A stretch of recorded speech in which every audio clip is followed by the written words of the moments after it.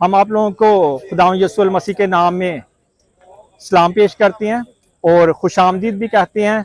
आज मुझे खुदा ने ये तौफीक बख्शी और ये शर्फ बख्शा कि मैं सिटी आई 12 पत्थर ग्राउंड में मौजूद हूँ। यहाँ पर आप इस पूरी रौनक और महफिल को भी देख सकते हैं।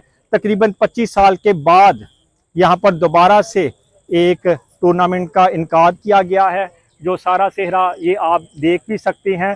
Doctor R.A. फोस्टर साहब जो प्रिंसिपल थे इस स्कूल के, और साथ ही उनके लाल मोती लाल की क़यादत में ये बहुत अरसे से ये टूर्नामेंट का इनकाद किया जाता था। और तकरीबन 1939 में पहली दफ़ा यहाँ पर ये टूर्नामेंट करवाया गया है, जो कुछ अरसे के लिए बंद हो गया था, लेकिन अब दोबारा से उसका इनकाद यहाँ पर किया गया है।